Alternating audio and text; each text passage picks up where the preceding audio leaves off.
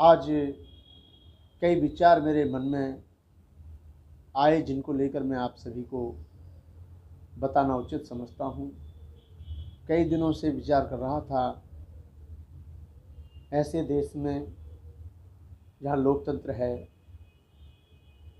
और उसी देश में लोकतंत्र का गला घोंटते हुए स्वार्थी पत्रकार, स्वार्थी पार्टियां अपना देश का अहित होते हुए देख रही हैं। ये बड़े अफसोस का और दुख का विषय है।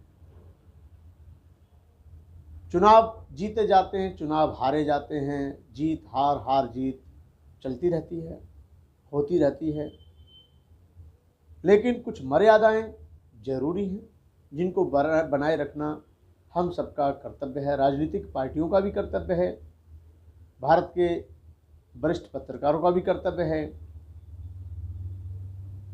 और देश की आम जनता का भी कर्तव्य है। जब सारे देश की पार्टियां ईवीएम से चुनाव कराने के पक्ष में नहीं हैं, तो एक पार्टी ईवीएम से चुनाव कराने के लिए क्यों अड़ी रहती है, एक ये बहुत बड़ा मुद्दा है जिस पर चंद पत्रकारों को छोड़कर बाकी कोई पत्रकार बोलने को तैयार नहीं। कुछ पार्टियों को छोड़कर बाकी पार्टियां बोलने को तैयार नहीं। और आम जनता तो इतनी सीधी सादी भोले भाली है कि इनके ऊपर कितना ही अत्याचार कर लो, फिर इनको जुमले वाले सपने दिखा दो, बड़ी बड़ी बातें कर दो, फिर हमारे देश की जनता कहीं ना कहीं बहकने का काम कर जाती है और बहकने की भूल कर जाती है।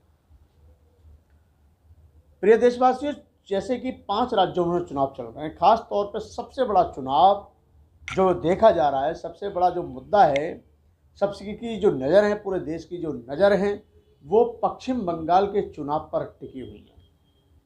और पश्चिम बंगाल में आम जनता, पश्चिम बंगाल की जनता, पश्चिम बंगाल के वोटर्स दिल से पूरी तरह से ममता दीदी के साथ है। लेकिन हमारे देश का, जिसको लोग बहुत से अपनी भाषा में कहते हैं, मैं तो खैर नहीं कहता, गोदी मीडिया, मोदी मीडिया, वो पूरी तरह से भाजपा की जीत, भाजपा को बड़ी पार्टी, भाजपा का वहाँ वर्चस्व दिखाने की कोशिश नहीं बल्कि भरसक प्रयास कर रहा है। वहीं पर चंद जो ईमानदार, जिन्होंने अभी तक अपना जमीर नहीं बेचा है, वो सच्चाई दिखाने से पीछे नहीं हट रहे हैं। जो सही मायने में ईमानदार पत्रकार, और सबसे बड़ी बात है कि हमारे देश का सोशल मीडिया, और सोशल मीडिया में भी बहुजन मीडिया जो बढ़ चढ़कर मेहनत करके सच्चाई को देश के कोने कोने तक पहुंचाने का प्रयास कर रहा है, वो सभी बहुत बहुत धन्यवाद के पात्र है। वो मीडिया जो आज सत्य की आवाज़ को देश के कोने कोने में पहुंचा रहा है।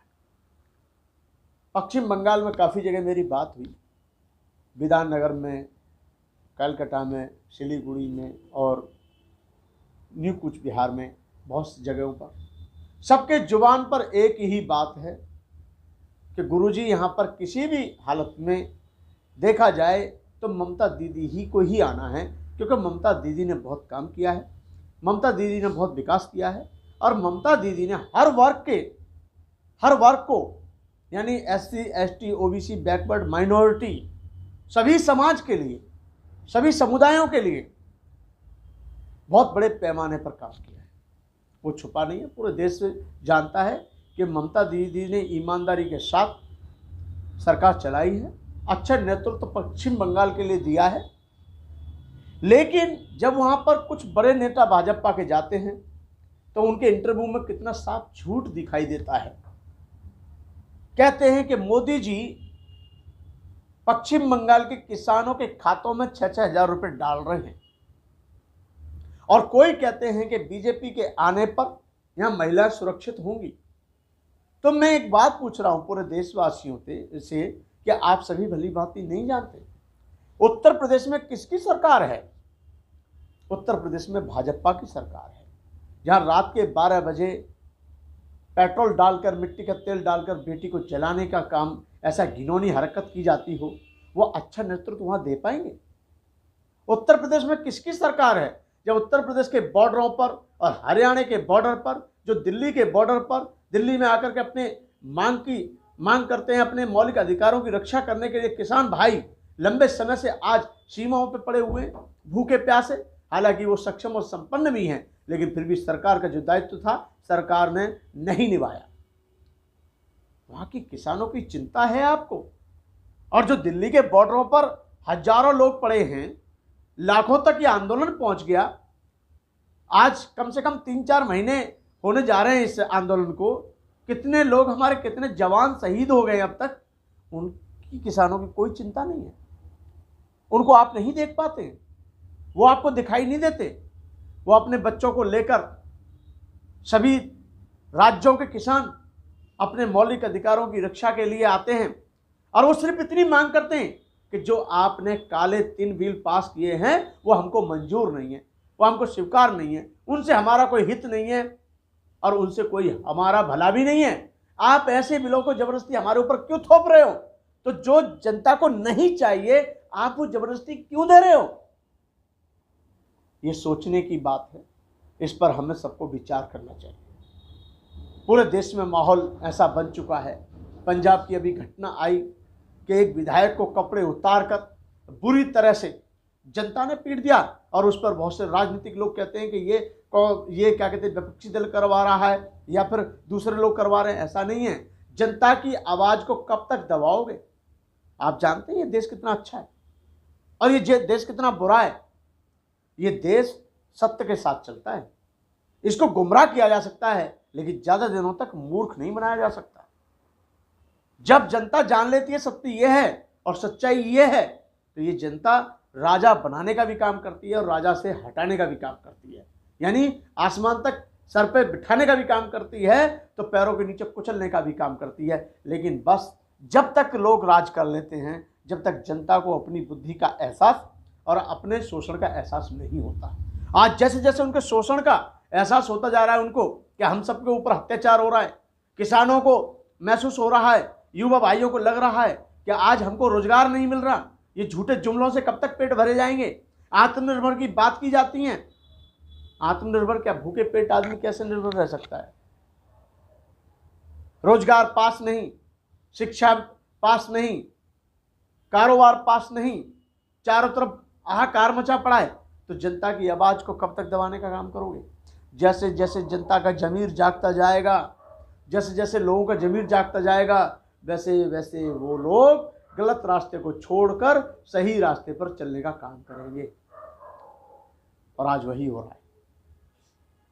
ये जो विधायकों की पिटाई या विधायकों के साथ मारपीट, और जो विधायक देश के हित में आवाज उठाते हैं उनको निकलवा के बाहर फिकवा दिया जाता है।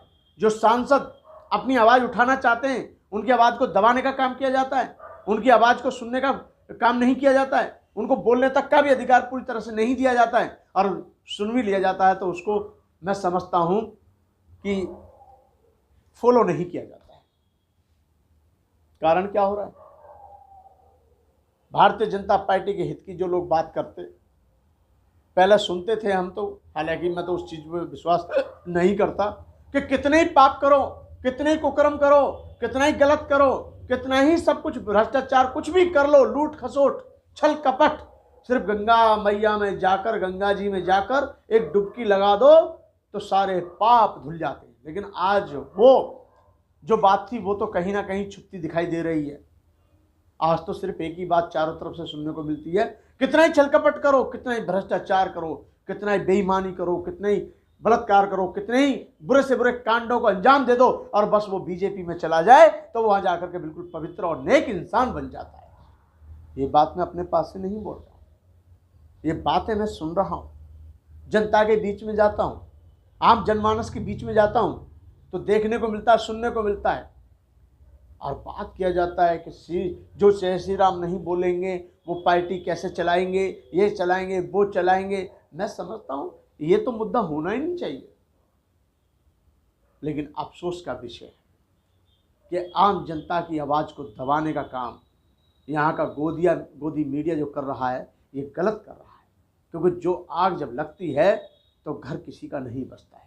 उसको बुझाने का काम करना है तो हम सबको अभी भी अपने ज़मीर को जगाना होगा और अपने देश को बचाना होगा।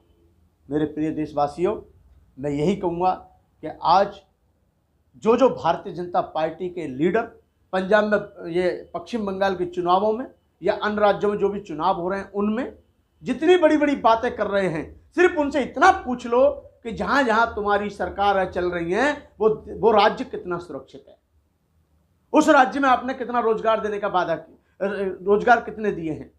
आप ये देख लीजिए, उनसे ये पूछिए कि वहाँ के जनता कितनी सुरक्षित है, उनको कितना न्याय प्रदान किया जा रहा है, उनके साथ में कौन सा ऐसा शोषण है जो नहीं किया जा रहा है।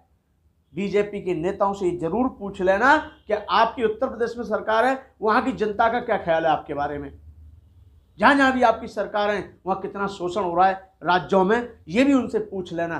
तो मीठी मीठी बातों के चक्कर में आने की जरूरत नहीं है, बड़े बड़े भाषणों में आने की जरूरत नहीं है। बड़े बड़े जुमलों के कारण आज हमारा देश पूरा बिक चुका है, हमारे देश की संपत्ति बिक चुकी है, हमारे देश की धरोहर बिक चुकी है, और बस एक ही गीत रट रखा है कि 70 साल में से लगभग 13-14 साल तो आपके ही हो गए टोटल। यानी कि अटल बिहारी वाजपेयी भी देश के प्रधानमंत्री रहे और 6-7 साल से आप भी प्रधानमंत्री हैं, तो 6-7 साल तो आप, यानी 12-13 साल तो आपका ही शासन रहा।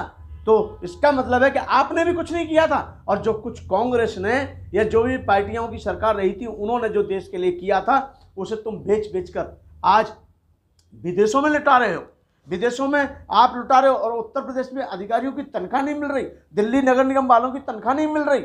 तो जिन राज्यों में आपकी सरकारें चल रही हैं, पहले वहाँ का हित कर लो, उनके बारे में सोच लो, उनके बारे में अच्छा सोचो, वहाँ की जनता को सुरक्षित रखने के बारे में सोचो। जब जाकर के बाहर कहिए कि हम लॉ एंड ऑर्डर चलाना जानते हैं, हम कानून व्यवस्था संभालना जानते हैं, इसलिए आप हमें सपोर्ट कीजिए, जैसा राज्य हम और जगह स्थापित कर रहे हैं वैसे हम यहाँ भी करेंगे। ऐसा नहीं है, तो जुमलों में आने की जरूरत नहीं है। और पश्चिम बंगाल की जनता को या फिर जहाँ भी चुनाव हो रहे हैं, बस उनको वो सीन, वो पल याद रखो जब ये सरकार आ जाती है तो किस तरीके से वहाँ की जनता को परेशान करती है। तो मैं ज़्यादा ना कहते हुए यही कहूँगा कि फैसला आपके हाथ।